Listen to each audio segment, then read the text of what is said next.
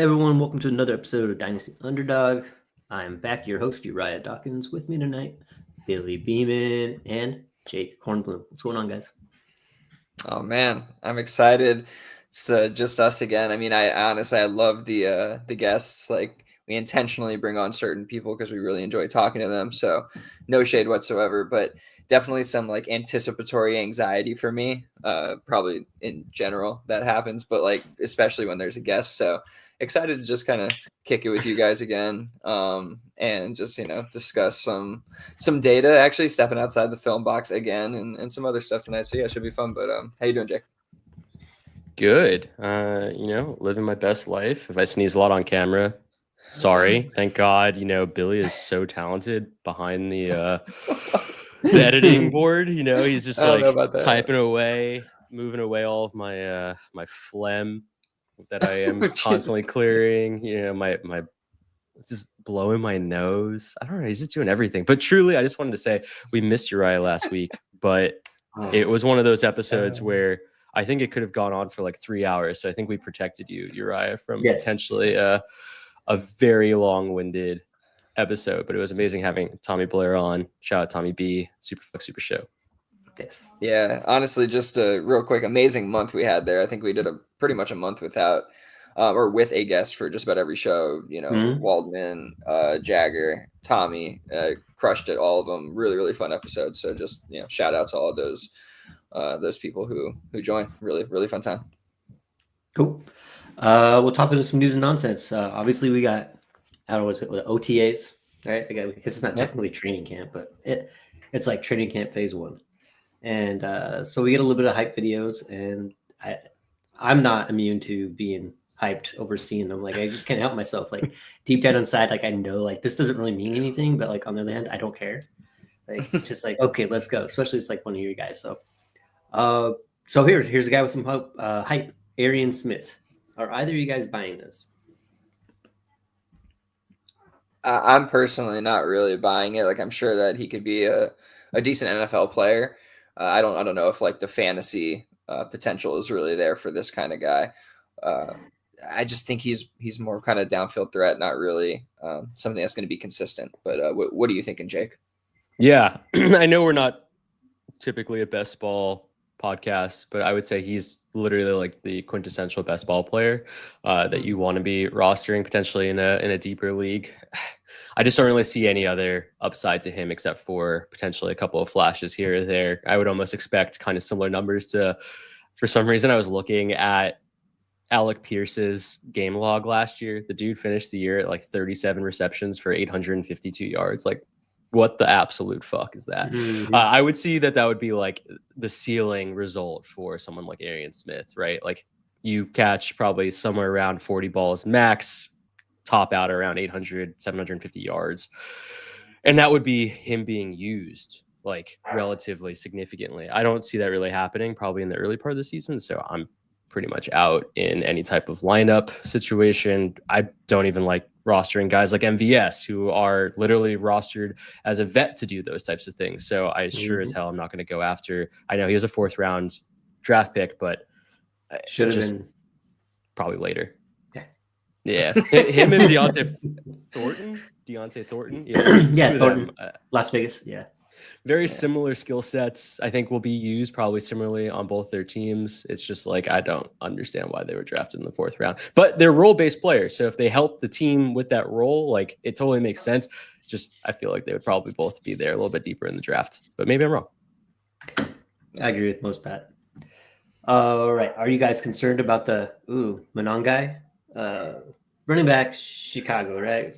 Yeah. Mm-hmm. Yes. Okay. And so in that video, he's doing a drill, and coach is like, "Hey, you're running like an old man," or whatever. Like, I don't know what kind of hopes either of you actually had for him going forward. I mean, I believe Jake is higher on him than probably Billy. And I'm not saying like high is like maybe that's your interpretation of the term, but higher.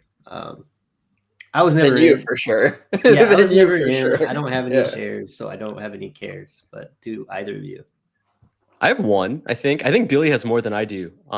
In fairness, I'm not share? saying a lot. Oh, If you have yeah, two yeah. shares, you have more shares than I do. You know, Yeah, I'm not saying like Yeah, a ton. yeah. Oh, for sure, for But sure. you know, in general, I really did like his tape to some extent, knowing that he was going to be a late round draft pick. And if in the right situation, I wanted to draft him. I think he is in the right situation to potentially get an opportunity. But I will say that his footwork in that specific drill definitely deserves some criticism from Eric the Enemy. I think he's turning into Eric the Enemy for Kyle Mononga. So I think it's a pretty realistic situation for him that he's, you know, probably competing behind Travis Homer right now based off of what he's showing early in camp. So, you know, things to be concerned about, but if anything, maybe he'll use it as motivation to improve is the way I see it. Yeah, to be fair, Jake is the highest of us all in our rankings, which haven't been updated in a couple weeks. So yeah, fair. Where is he? Where do I have him? Let me see. 37. If it's anything, and I have him 39. That is a little high. That's a little high. Yeah, I think I gotta push him back to like the end of the fourth. Yeah, we need to we need to do a rankings update for sure. Some of these lower end guys are going to be shifted around in that third, fourth round spot. But again, in fairness, we haven't updated in a while. He ended up somewhere kind of in the low 60s in terms of film grade for me, just kind of like middle of the pack. But honestly, higher than you would expect in that regard too, if you started looking at all of the film grade side by side in that list. So yeah, interesting one. I did like him though a bit, and also from what I've seen out of the OTAs and stuff, like he looks much better as a pass catcher out of the backfield. So I mean that clashes a little bit with obviously maybe something. Well, I guess not really. He probably could carve out a little bit of a role doing that. So yeah, hopefully that kind of shines, and hopefully he does use this to improve. But yeah, not a great sign. Not a great sign. All right, talk of the town, because for whatever reason we just can't get away from Jonnu Smith anymore. He was on the scene, then he was off the scene for like 5 years, and then all of a sudden was like fantasy relevant. But we have the Jonnu Smith trade rumors. Do you guys care? Kind of, yeah. Like as a Jonnu Smith, like as a person who rosters Jonnu Smith, I would prefer him staying in Miami. No, truther. I would prefer him staying in Miami for trade value purposes, to be honest with you, because I think if he goes over to Pittsburgh, it's going to crush a lot of his trade value. Or, I mean, honestly, it's going to crush somebody's trade value. Him and Pat Freiermuth cannot really coexist, I don't think, in that offense. I just don't think they can, given what Arthur Smith is going to want to do. So I think somebody loses out there. And then I think what's more interesting is like what's Miami left with. I mean, is it really they're just going back to the wide receivers only, or is like Julian Hill or Pharaoh Brown like somebody worth looking at that point? Because it does, I feel like we're past like adding much at that kind of position, So my thoughts, I don't know. What do you guys think here? Yeah. Because Jonnu, it's not like Jonnu was doing, he had 1 year, right, in Miami where, pretty much all metrics are down for Tua as far as deep passes. Tyreek Hill, even admittedly was not doing his best self. Waddle had a down year. This might all have to do with Tua trying to get back in the swing of things after being concussed his entire career. So I'm just wondering if like Jonnu was a product of, he's the only guy that's kind of got it together right now. But once they get Hill back on the right track, Waddle's doing his best thing, and Tua's actually some time removed from brain jello. Like even if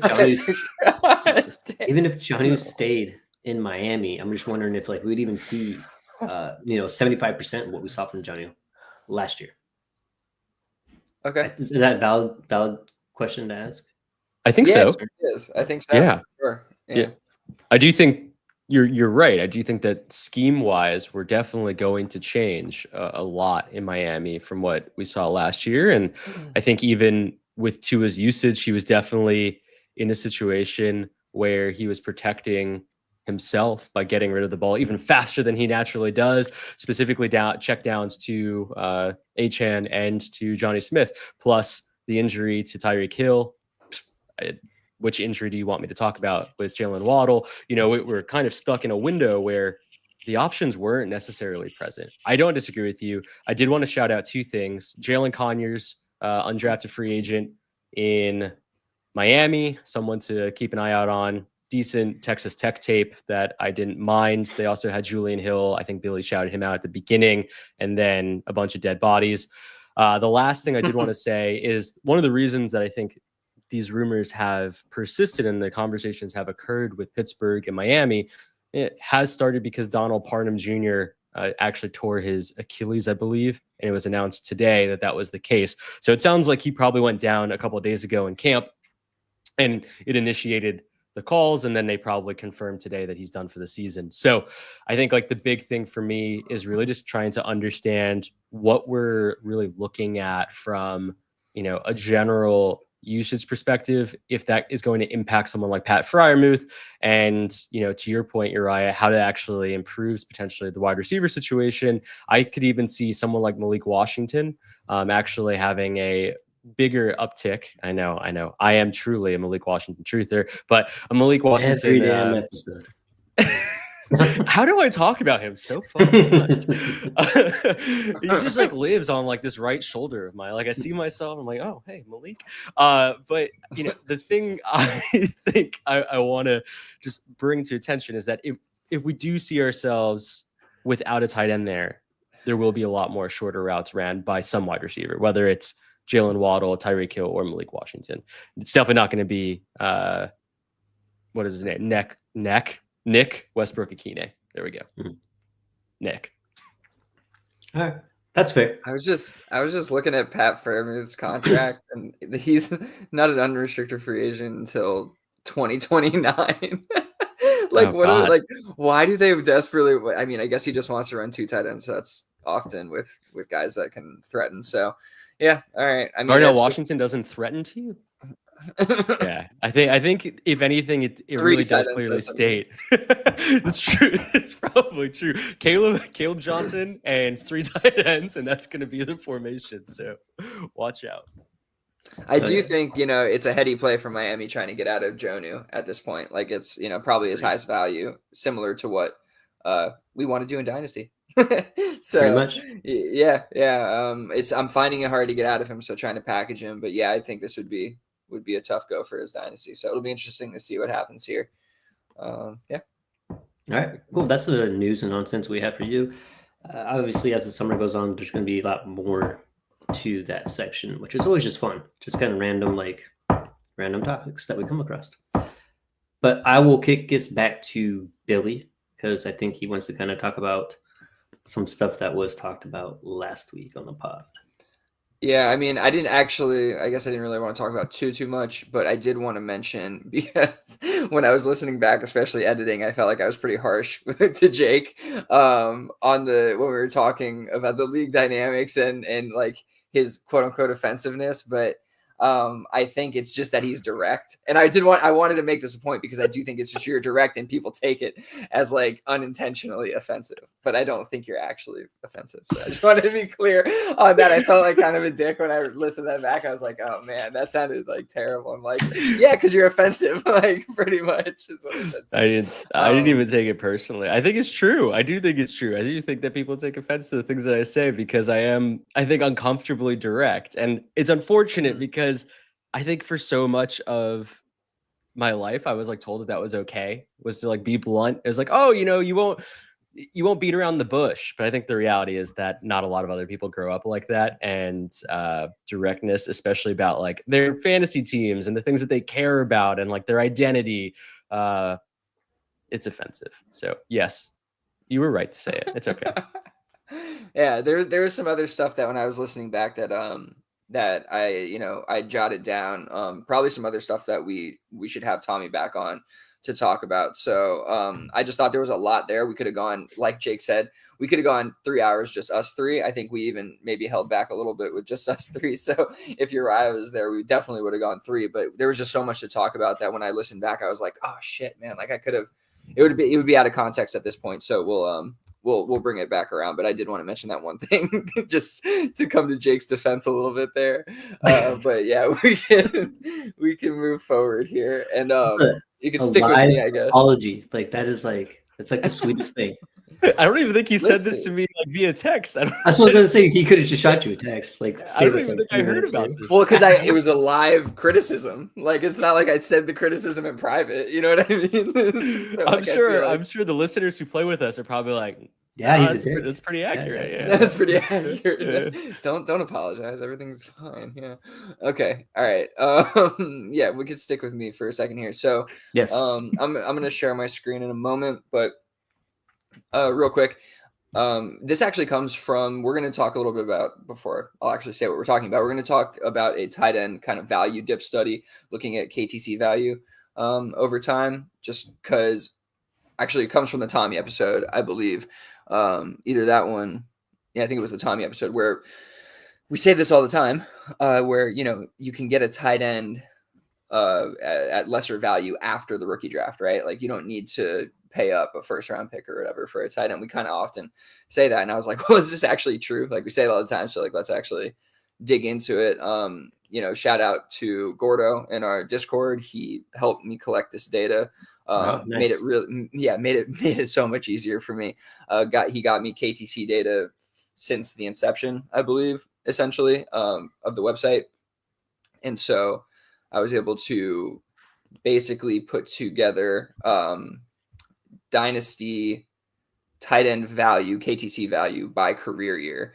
And so that is what we're going to be just talking about here. So this is from, you know, KTC data since the inception. We have like, you know, the daily KTC value over time, the date of that value, the rookie year of all these players. There's a bunch of other data there. So essentially what I did was I extracted the month and the day from the KTC date value. And then we filtered for specific months. I kind of talked through this a little bit on the side with Jake, kind of trying to think about the best months to grab, because, you know, we have a million line items essentially for all this data. I wanted to hone in on, like, you know, basically the same months over the years for specific, you know, times of the year. So we basically came up with 5-1 as like the rookie season, like starting value. And we kind of only used 5-1 for the rookie season, and then all the subsequent years are going to be looking at 9-1, which would be the season start value essentially, and then 2-1 being the end of the season value, right? So we're getting basically a start of season value and end of season value, and so we can kind of track it in a couple different, you know, data points like that. And then we're looking basically to, what I did was I identified the rookie year in the following 5 years, and we matched that against the KTC value year and the month and date, resulting in basically the rookie season tags that you're about to see. So the result is essentially looking at average KTC value by career year milestones. Okay, so I'm going to pop this up here. So looking at this, the trend is actually, I think it's interesting. It's kind of what we thought, but not exactly in the spot, I guess, we thought.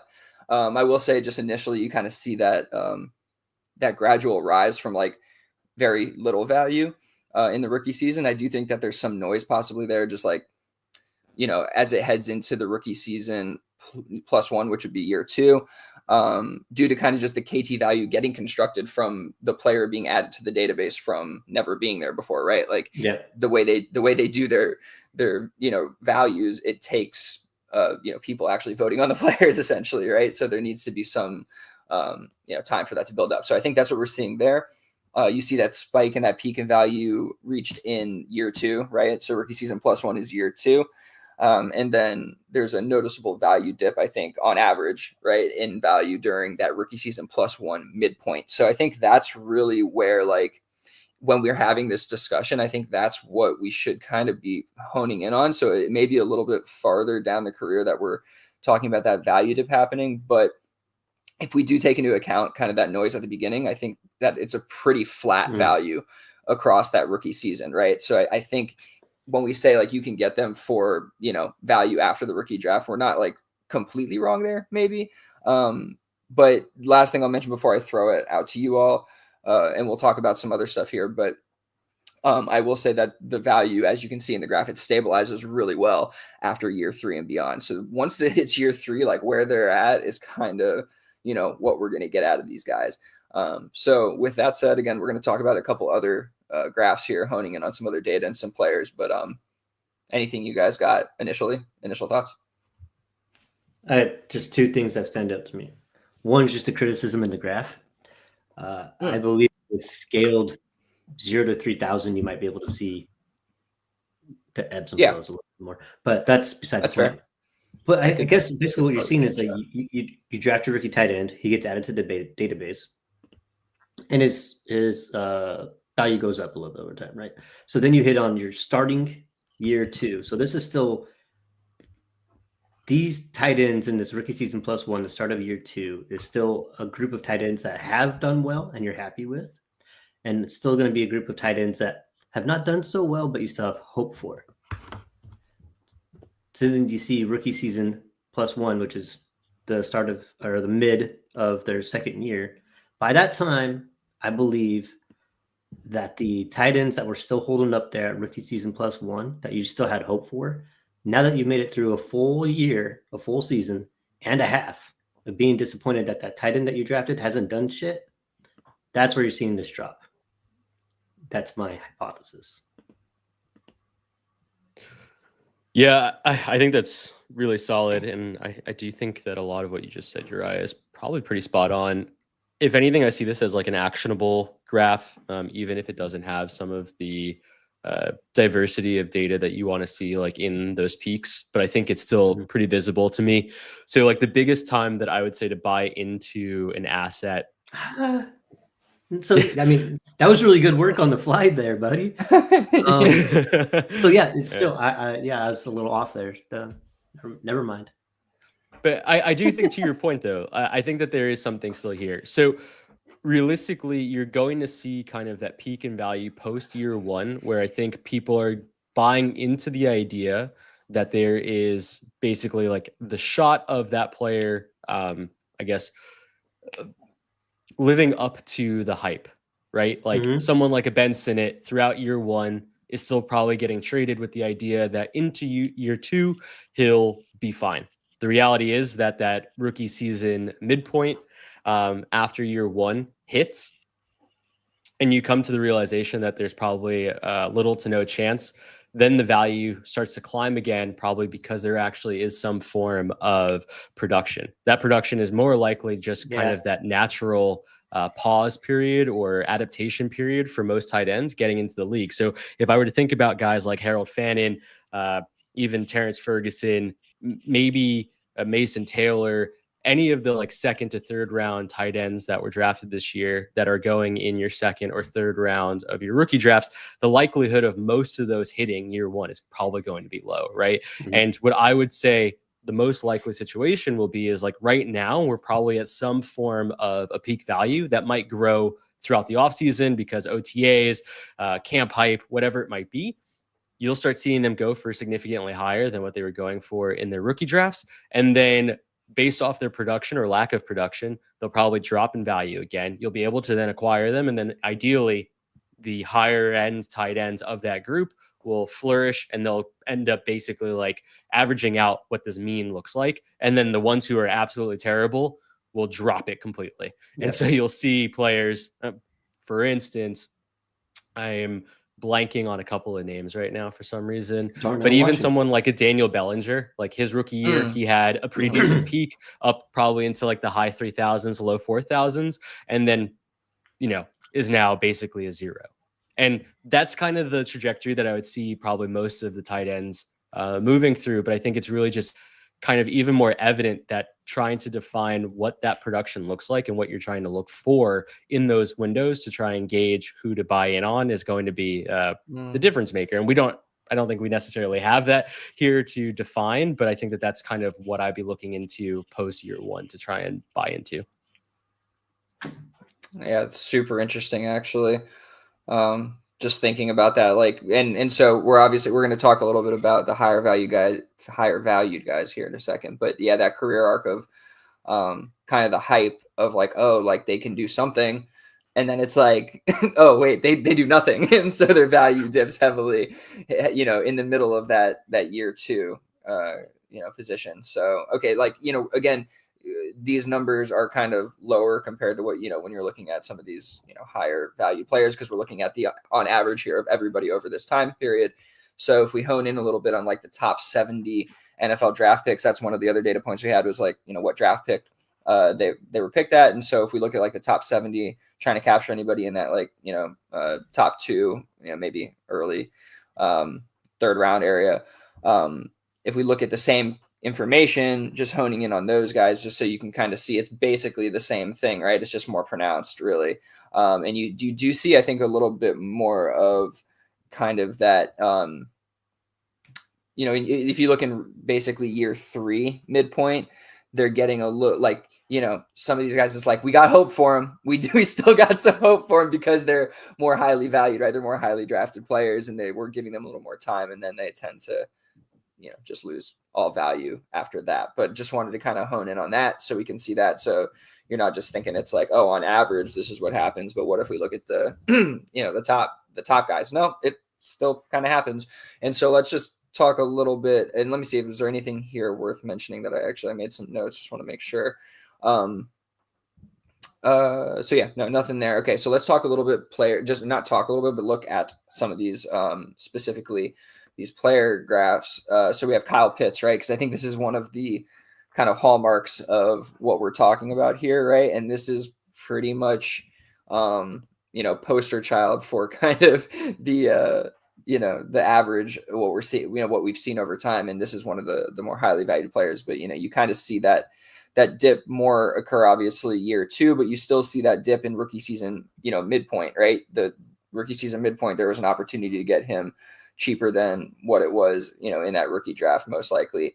And the value doesn't increase very much, in year two. You get to that midpoint, right? And then just a giant dip. Any thoughts on Kyle Pitts before we move forward? Cool. Yeah. Okay. Go ahead. Sorry, I just didn't want to cut off anybody. I do think that he's almost like the double outlier. So Kyle Pitts actually had a productive rookie season, which is why I think his value almost does like the double growth over that same period of time where we already start to see the dip in that rookie season +1 midpoint. He doesn't do that because he has a successful year one. And it's crazy to see, because more often than not, when rookies are typically successful in year one, they usually have productive NFL careers. He ends up regressing significantly statistically. I don't think that really all that much probably changed to his profile or who he is as a player. But I don't know if we can necessarily use the Kyle Pitts example as quote unquote true textbook, because I do think that he probably shows so much year one that he goes against the grain. But he is almost, I think, why people are like fearful of Brock Bowers, right? Like there's a lot of individuals within the community that talk about trying to sell assets at their peak value. And that very much is the reality of the Kyle Pitts, whatever you want to call it, disaster class, phenomena, epidemic. Maybe it hasn't gotten that far, but I think that we really need to hone in on not necessarily the why for like an individual, but maybe try and see if there's anything that could be a leading indicator of why Kyle Pitts didn't work out. Fair enough. Okay, let's hop into Sam Laporta here real quick. I thought this was interesting. Laporta seemed to be able to kind of sustain value through that typical dip. But then we saw the dip kind of, start to happen after year two midpoint, essentially. And obviously he's only had 2 years, or, we know exactly what happened. Volume decreased, production decreased year two, pretty straightforward. So I don't know if that's super telling, but this is one that clearly didn't have any real value dip, I don't think, where we would typically see it happen. Okay. Any thoughts there before we move forward? No. Because I do think that some of this tells a little story as we get all the way through it. Dalton Kincaid here, another one drafted recently, right? Value pretty flat, and I think that makes sense.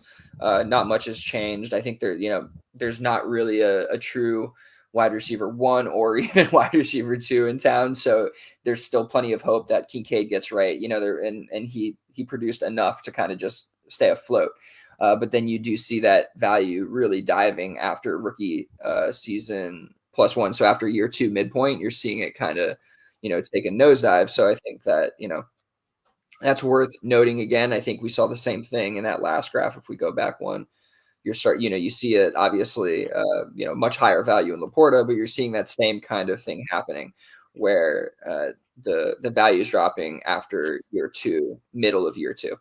So let me move forward to Pat Freiermuth. I wanted to grab one that was like, a little, drafted a little bit further back, right? So, about 4.5 seasons here. This one I think looks a lot more like the average, right? Kind of going back to the initial graph. This is pretty straightforward. You kind of see that dip in rookie season, 1 midpoint, but you see that kind of fluctuation between rookie season and that midpoint, where the other ones are a little bit more, growth, or a little bit flatter. There's a little bit more fluctuation here. Okay, and so we'll move over to Trey McBride here, right? A lot lower valued early in the career. Still, you see the kind of that average, arc happen through the year 2 midpoint, and then takes off at another level, right? He obviously has a pretty unique experience at tight end, and staying behind Zach Ertz, and then having all of that volume to kind of himself. So, not surprising with the rise up in year 3, I guess, right? Yeah, year 3. But there again, in that you still see that same arc that we're talking about there early on. And so I think that's it for the player specific ones that we were going to talk about there. So what I thought kind of this, as you look back at some of the older ones and think through some of the newer ones, and use Kyle Pitts as kind of a midpoint of sorts between like Patty F and Pat Freiermuth and the Sam Laportas and all those. It's almost like we're learning something along the way, and we're giving a little bit more time, potentially granting a little bit more time in terms of value. We're willing to kind of stick with them a little longer than just nosedive as fast as we were before, knowing that these players can take some time, but also that there can be some success early on as well.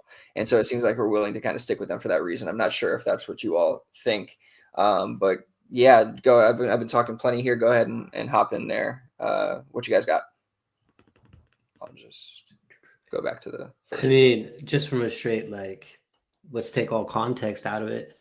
It just looks like it's a good bet. If you're you're banking on a tight end to perform well after maybe 2 mediocre or 1.5 mediocre seasons, that you should be buying your tight ends right in the middle of their second year, because it seems like pretty much all these guys have been, and historically that seems to be when they are cheaper. So I guess what goes back to like your whole question to start the whole thing was like, we would say, yeah, you can get them cheaper later. Yeah, you can, but I believe that time frame is a little bit longer than what I think. When I say that, when I've said it on this pod multiple times, you get them cheaper, it's not necessarily next year. It's probably more like 2.5 years out. But it still holds true. It still holds true. You can still always buy them cheaper. But yeah, it looks like about 2.5 years out. It's interesting. That's all. No, it's a fair observation. Jake, thoughts? Yeah, thank you so much for putting this together. I'm glad that your own intuition and excitement kind of got you here. I think that it's a really cool illustration of so much of something that I think all three of us truly do believe, and having data to support just anecdotal thoughts is really nice, because sometimes it sounds like we're a bunch of talking heads speaking out of our assholes at times. And so it is nice to be supported with actual visual data. The other player that I was thinking about before with Daniel Bellinger that I think is like the prime example is someone like Greg Dulcich. So the Greg Dulcich phenomena storyline goes, he is drafted in the 3rd round. I think he's actually 80th overall pick, something along those lines, just outside that top 70, but ends up getting really, really hyped in both rookie camp and OTAs for Denver at the time, ends up having a relatively productive-ish rookie season, around 400 yards receiving, and then ends up having some type of injury where he ends up missing a significant amount of time in his 2nd year.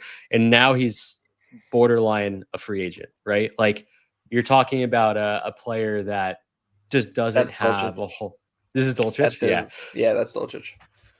Yeah, and so it basically runs through the extreme circumstance, but also this is what I believe the quintessential value arc of most of the tight ends that we're seeing. Like, these are the guys that are pulling down your Trey McBrides, your Travis Kelce's, all of the players that are, holding up value for the rest.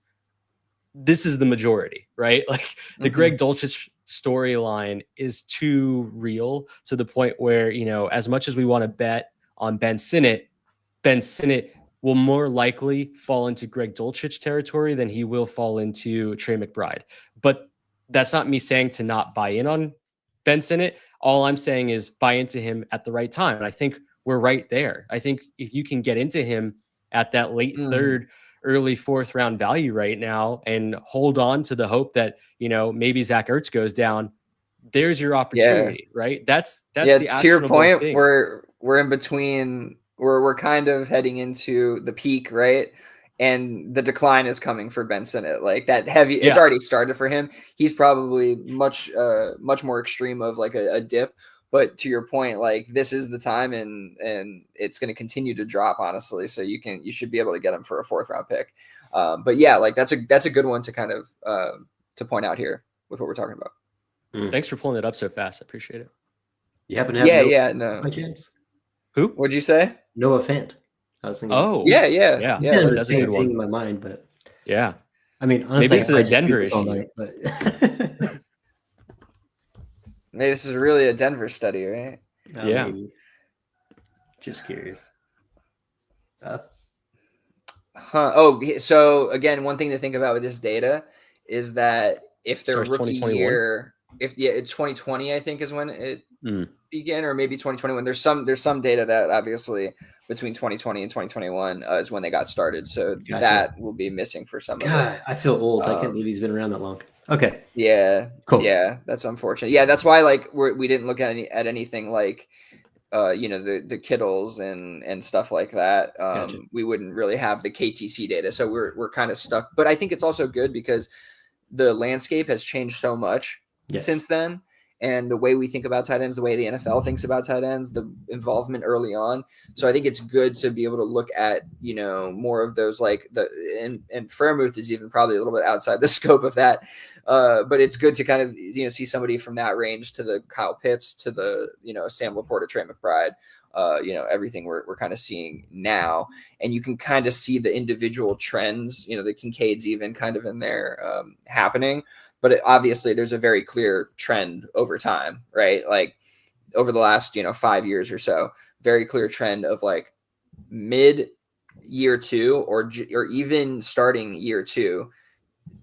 That is where you kind of want to look to buy these guys, if you don't have them or didn't get them at a good value. And I don't think any of us are saying just don't draft tight ends in your rookie drafts at all or in the first round. All of us have, I'm sure, plenty of Mason Taylor and Elijah Arroyos and all those kind of guys because, we felt like those were the values at those spots. So it's definitely not like just don't draft these guys, but understand that there's a very clear career arc for them. So when we say that there's a time that you can get them cheaper post rookie draft, there is a real time where that is possible. And it obviously varies, but that's going to be situational and you have to apply that to the evaluation. So any thoughts before we move forward? Yeah. Last thing, just because it's a trade and non-trade, I think we can cover this just really quickly. In League of Legends, a trade went down. with a rookie tight end. I think I ended up taking Mason Taylor at the 301. Was able to trade Mason Taylor plus a 27 third and a 27 fourth for 27 first. And I think like that's just kind of in my mindset was naturally at play. Like I don't think Mason Taylor ends up having a strong enough rookie year where I end up getting anything close to a 27 first at any point in time after this. So if I can get into him now and potentially skip the fall of value that will potentially happen because there's so much hype around him right now, which is kind of crazy, and then get into him potentially at some other later time, that would be my perfect scenario. By all means, I might miss out on Mason Taylor completely. He might end up having a great rookie year and his value might only continue to rise, but I think that's kind of where I'm at. I do love that trade for you. And since we're talking trades, let's hop into our trades and untrades for the week before we wrap this up. Let's do it. Cool. So, this one is awesome. I love that you're starting with this because this is a really cool I posted the whole thing on the old Twitter box and it didn't get no traction, but I thought it was like a pretty cool concept. So I'll try my best to be accurate with this. So we have we had an orphan in one of our DU listener leagues, and a buddy of ours that has been with us now for quite a while, just like hanging out in the Discord and joining leagues, and is actually just a very, very good league mate and human, as Jake can confirm. Definitely. He took over an orphan in one of our listener leagues where a guy had to be asked to leave, basically, just because he just wasn't vibing with the rest of the league, to say the least. So some bridges may have burned with trade partners from that account, and it was just different. So he took over this team and wanted to say, hey, look, I know that maybe in the past some of y'all have interacted with this team itself in a negative way, and I really wanted to open up and I wanted to build some bridges. And so he actually had a pretty unique idea that I've never seen anywhere else, where he said, hey, I'm going to put 4 players on up to a vote, and you guys get a vote 24 hours. Whoever has the highest amount of votes, I'm going to put that guy up for a silent auction. Well, he ended up putting 2 of them on a silent auction, but it's like, I'll put on a silent auction. Everybody can send their best offers, whatever they think is fair. And regardless what I get in the morning, I'm going to click accept on whatever offer I feel is best for my team. That whole idea of introducing yourself with a post like that in a league chat, I think is like probably a fantastic way to really introduce yourself to a new league as an orphan. So I just want to get that out of the way. How do you guys feel about that? I mean, I thought it was a great idea for sure. I thought it was super unique. Definitely, obviously, he committed to getting a trade done, right? Because it's silent auction. He's like, I'm going to accept a trade, the best one for this team. So you kind of have the inevitability factor, which is really cool for other people who are like, I'm going to send an offer. He probably got an offer from most of the league, right? Which is cool. And probably some pretty good offers. Mine was the best, but I definitely dig the idea. I don't think that there's any harm in doing it. I think it definitely like ingratiates you with the people and completely turns around any kind of stigma that was with that team. And obviously he took some purposeful losses, right? Like he took losses on deals to get them done and to make himself, a appealing trade partner. And so I think, going forward, he's really going to have a leg up when he wants to get a deal done. And he has a pretty good team. So I think he had some room to kind of do it. So yeah, any thoughts on that, Jake? Yeah, I was going to say, I think, being in a situation, taking over a borderline super team or a team moving into that direction and having so much stronghold on the league was a really awesome place to kind of, set your expectations back down to kind of the league, almost like even out your team's skills towards, or skill set or value towards the rest of the average. And to Billy's point and Uriah's point, I do think that it like ingratiates himself with the rest of the league. I think you end up making everyone else feel a lot more secure with you as just an individual.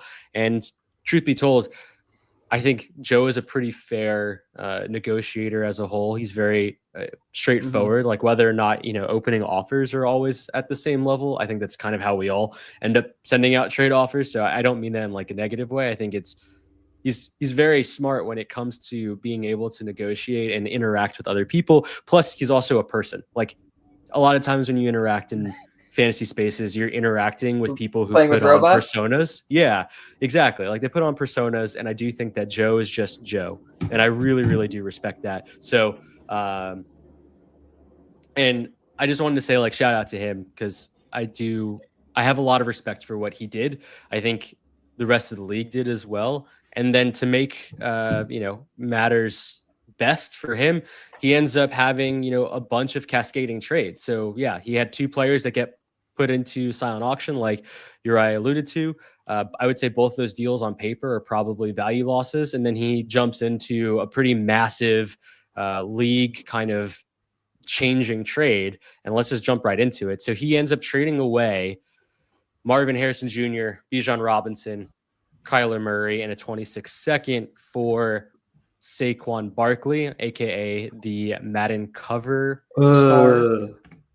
Hey, in his defense, he traded for him before the cover came out. True. CJ Stroud, Jalen Waddle, Isaiah Likely, the new starting tight end on Baltimore. Just kidding. 26 mid-late first. Where are your guys' heads at in terms of the value there? Yeah, I think he gave up some value here. Like he gave up the Marvin Harrison Jr., Bijan, Kyler, 26-second side, if I'm not mistaken. And I would rather that side over Saquon, Stroud, Waddle, likely in the 26 mid first. It's not the worst thing for sure.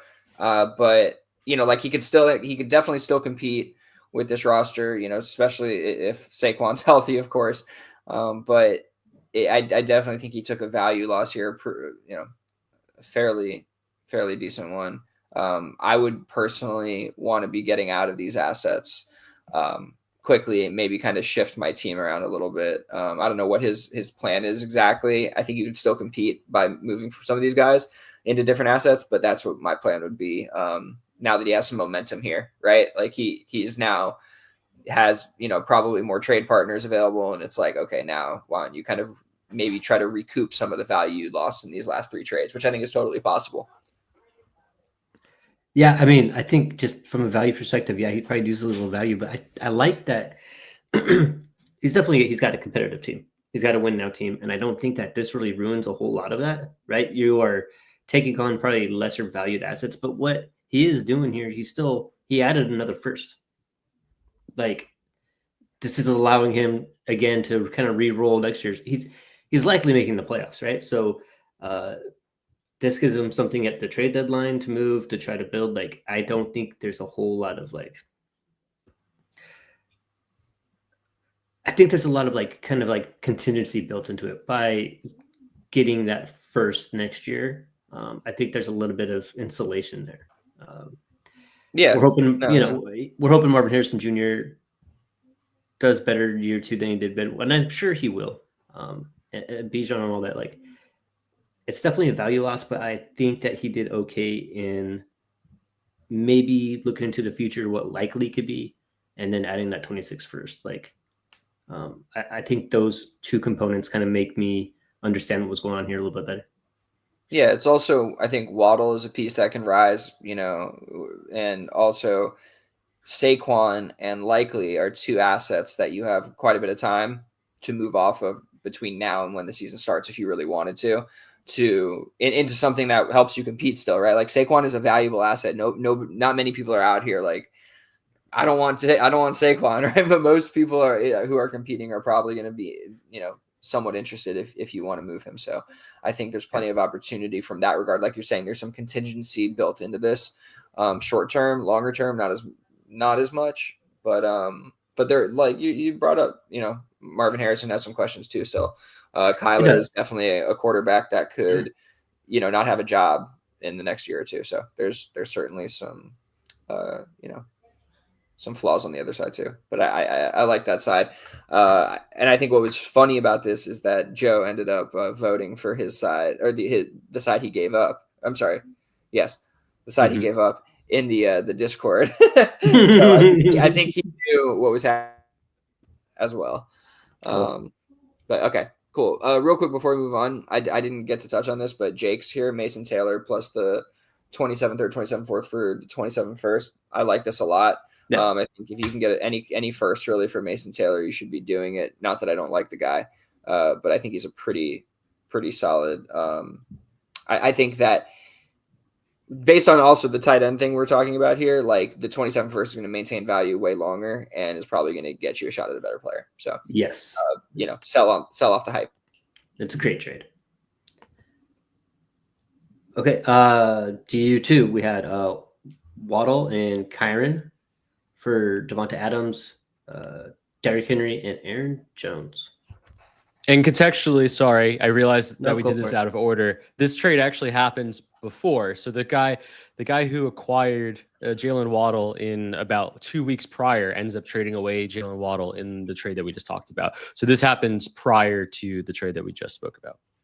Oh, got it. So this does better. So he traded away Adams, Henry, and Jones for Waddle and Kyron. The other owner, not Joe. Oh, okay. Never mind then. That's not as cool. But yeah, the owner that moved Waddle to him. So he moved Waddle and Kyron for Adams, Henry, and Jones. I mean, I would rather Waddle and Kyron.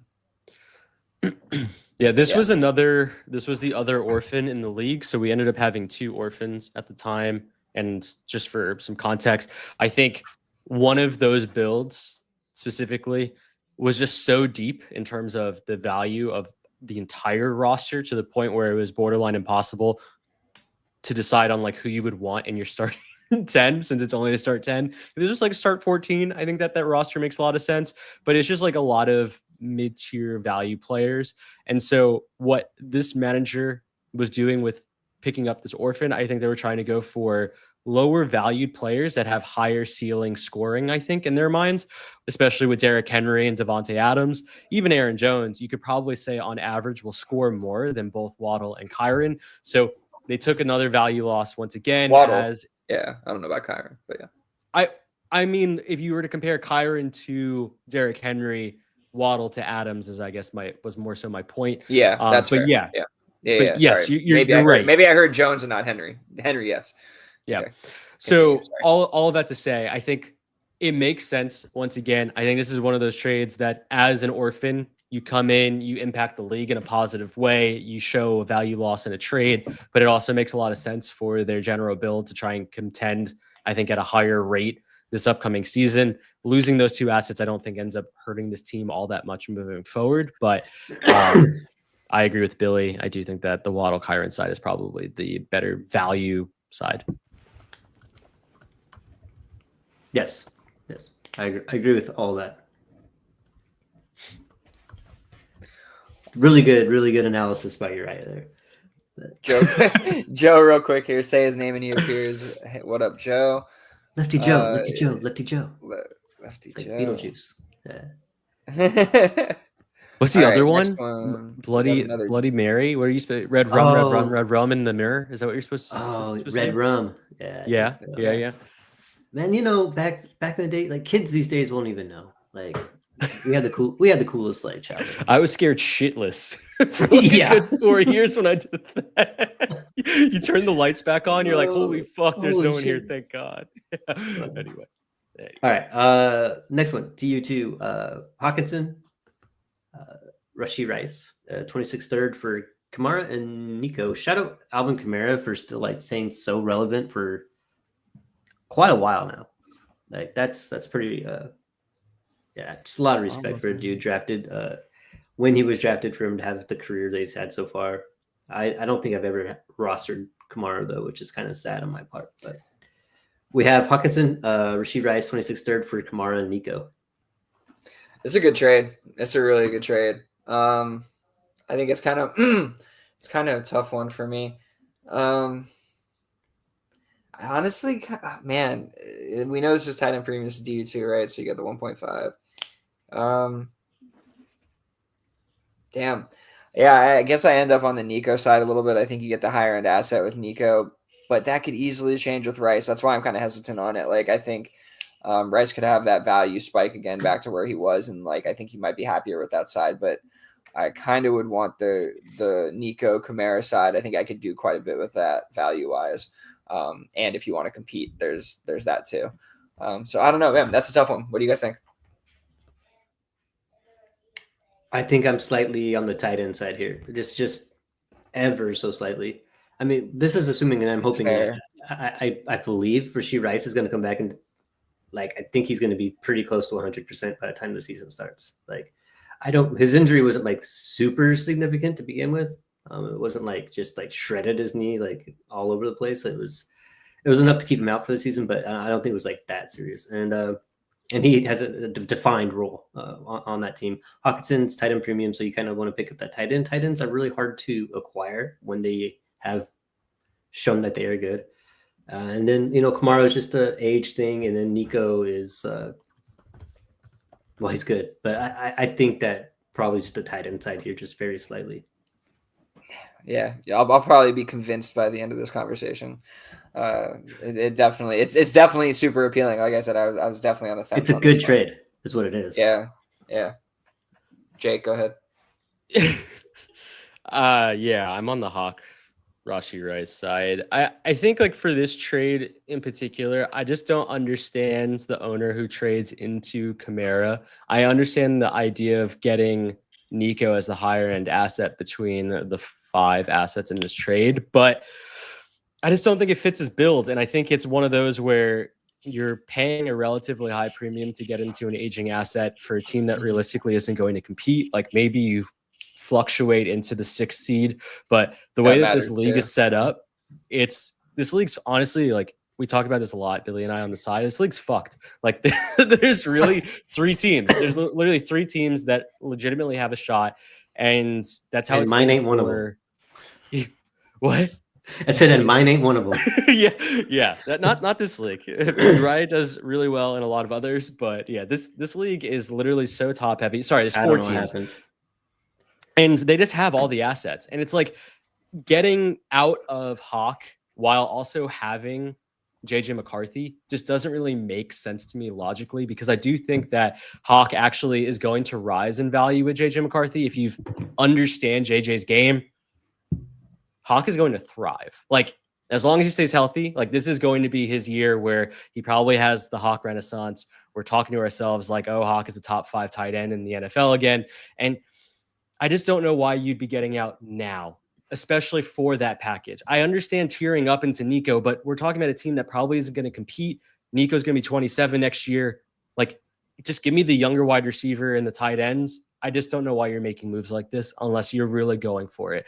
And maybe this is their play. Maybe they think that this is what's going to close out the rest of the roster. But when I look at that roster, not to call it out too hard, like when you have Zach Ertz, Cortland Sutton, Jordan Addison, Juwan Jennings, and Quinshon Judkins as your starters, like you're hoping for peak situations to occur for all 6 of those starters. Like the likelihood of your team competing is so low that I just don't really understand these trades. I'm on the Hawk Rice side personally. I take it back. Jake is offensive. But he's going to issue an apology to that manager next week. Not like me.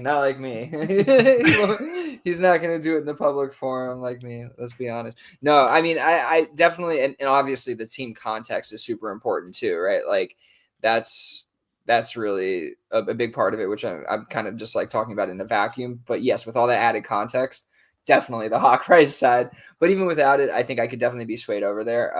For some reason, I'm not giving Rice his due on the value, I think is the problem. And like you guys are pretty confident that he's going to be, back to full form.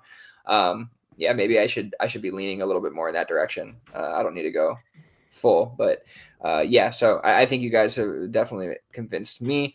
Let's move it forward here. Well, one thing I do want to say, I think in fairness to you, there is a lot of concern with regards to this knee injury and any knee injury when it comes to interacting with contact. Like I think that he will be at quote unquote 100% in terms of physicalness, but like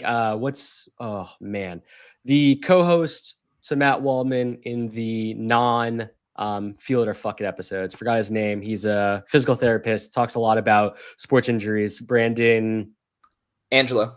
I was going to mention Angelo. this too. Thank you. He talks a lot about how he's very concerned with Rashid Rice's ability to interact with contact. These injuries, they're so, pervasive. Mentally, you mean too, right? Like mentally? Yes. Yeah, it's both. It's a full body interaction with contact. And so coming off of this injury, he very well might have a negative reaction to the way he plays. And we don't know what that looks like until we see it in game. So, I am leaning towards the more optimistic side, but I do think that there's a very strong reality that, he comes back and doesn't look 100% because he does play scared. And I do think that we also heard Matt Wallman talk a lot about this when he was on the show as well. It's like there is an element to the game where injuries are popping up because players aren't being able to play at the same speed that they were maybe and at the college level because it's a little bit slower or whatever it might be. And it ends up impacting their own health. So all of that to say, Billy, I think that your fears are realistic. And that all being said, I'm still going to be a little bit optimistic about this situation. That's fair. I'm glad you brought all the context in because it's true that there are people who are much more worried about the knee injury than we have let on during this conversation, right? Like, oh, he'll be fine. He'll be back to form. And it's like, there's a little bit more concern for sure amongst the professionals, the medical professionals. So it's worth mentioning that that's out there. So yeah, good stuff. All right. 2 more real quick. So we have in DU1, we have Jamar Chase. Oh, yeah. Traded for Puka Nacua, 26 first and 26 second. Whatever. It's a good trade. Okay. It is a good trade. Yeah. Billy's so weird about trades. What side is this? No, I'm not. What side would you actually want in this trade?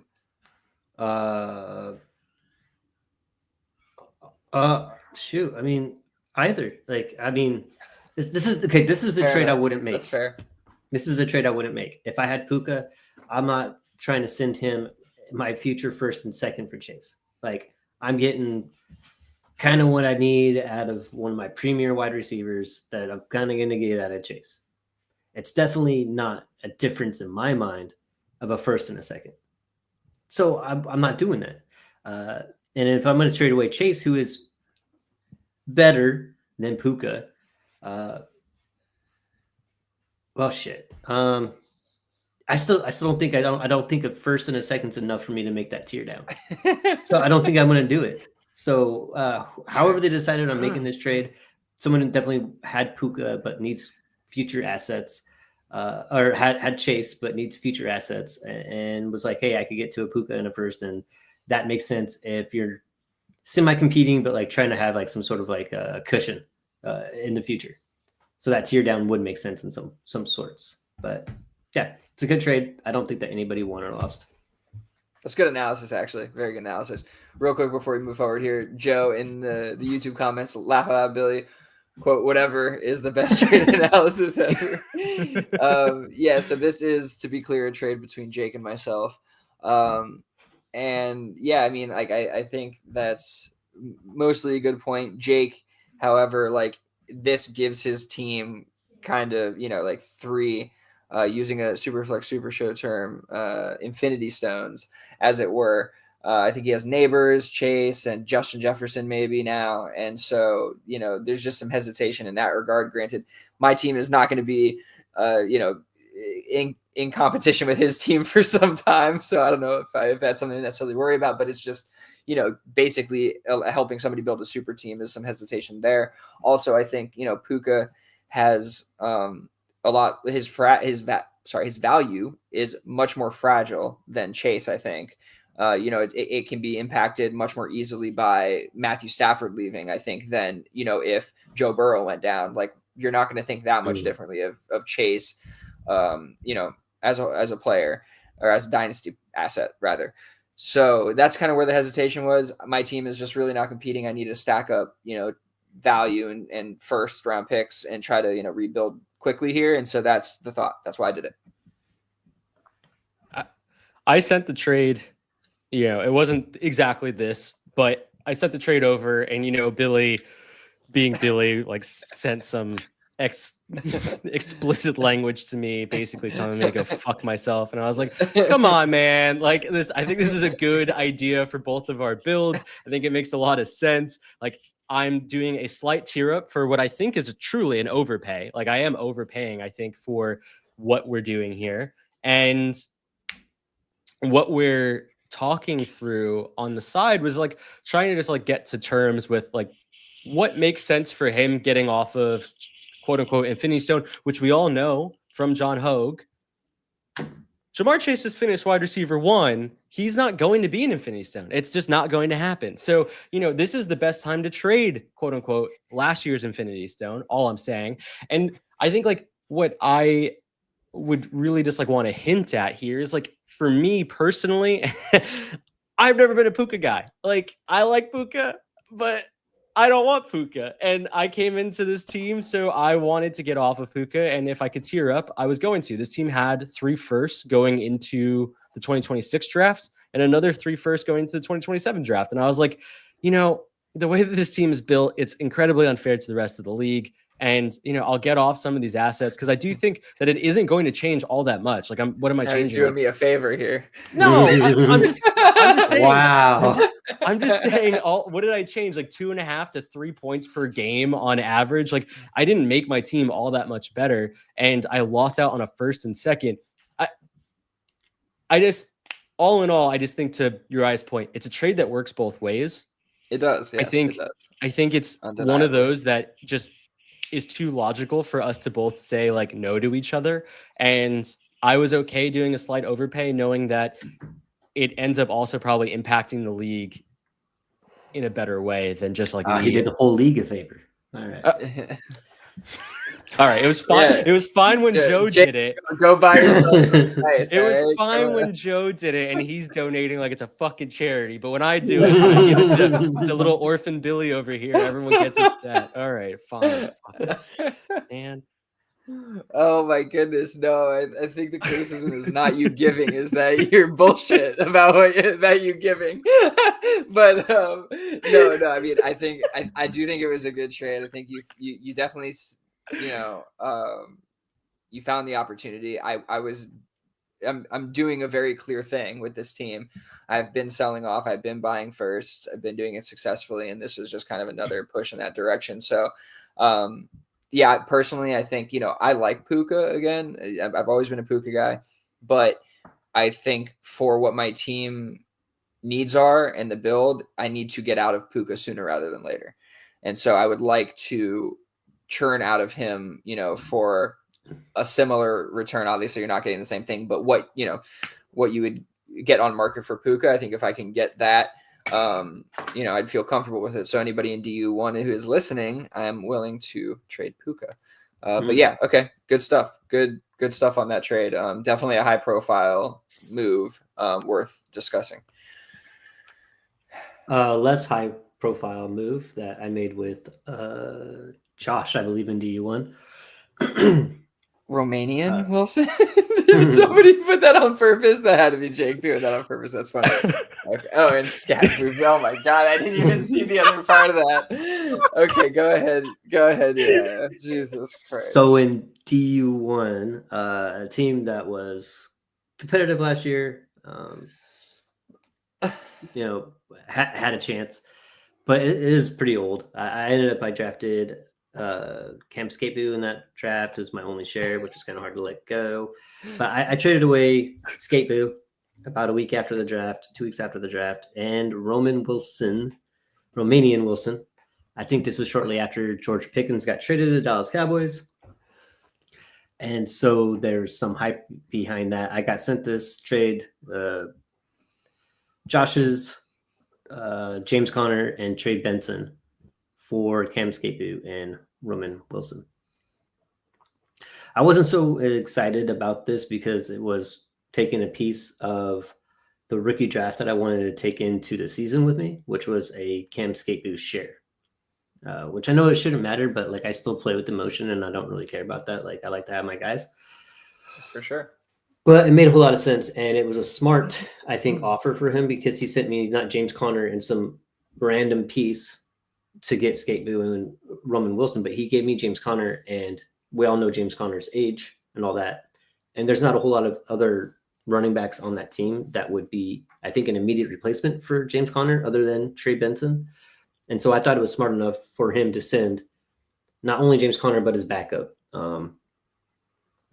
And for my team, that's not has any a whole lot of reason to get young right now. It's either I got to go for it this year or pull the plug and start really rebuilding. I thought that this made a lot of sense for me, even though I'm giving away a guy that I really like on top of a guy that I really don't like, but I thought was kind of getting a little bit of hype at the time. Yeah. I dig that. You get the entire backfield there. I think James Conner should have himself a nice year again, and obviously, outside of injury, and then you have the handcuff yourself there. So yeah, I like this. I don't really have any high hopes for Wilson. Yeah. Goddamn Scataboo. Now I don't even know what to fucking call him now with all the different iterations of his name. But he's definitely he's a nice piece. But I'll take the Connor Benson side here. I think that's enough. What do you think, Jake? Yeah, no, I think this is one of those trades that just makes sense for both sides. Again, I think these are, 4 folks who are associated to Dynasty Underdog, making trades with one another, doing it right. I think both sides work for both teams and their team makeup. Like I was looking at Josh's team and I was looking at Uriah's team. And I think each of these sides make a little bit of sense. I would say that probably value leans towards the Connor Benson side, but I do like the upside on, Scat and Boobs and Romanian Wilson. So I think it's a good spot to be in. Just a little something. Yeah, little scat, little boobs. Yeah. Well, is there anything else you guys want to talk about before we get out of here? Just a little bit of both. Just a couple quick things to wrap up here. Gordo did send in the username for the Reddit user where he got the KTC data from. I can just show it here, but yeah, U/325XI5MT. Super easy to remember. But shout out to that dude for the data, and he's basically combining it with the NFL verse stuff to get all the other data we need. So yeah, again, shout out Gordo, huge help. I really appreciate you on that. Last thing I just want to say is I updated the show description, which is not that important, but what is important is that there's a Discord link in there now. So if you want to get into the Discord, you don't need to reach out to us or anything. Just go into the show description, not the weekly description, like the actual show description of our overall podcast, and there'll be a Discord link in there. That's probably the easiest way to do it to avoid the bots that we're trying to do. So yeah, you can always reach out to us on the socials and stuff, but that's the easiest place to get it. So that's all I wanted to say.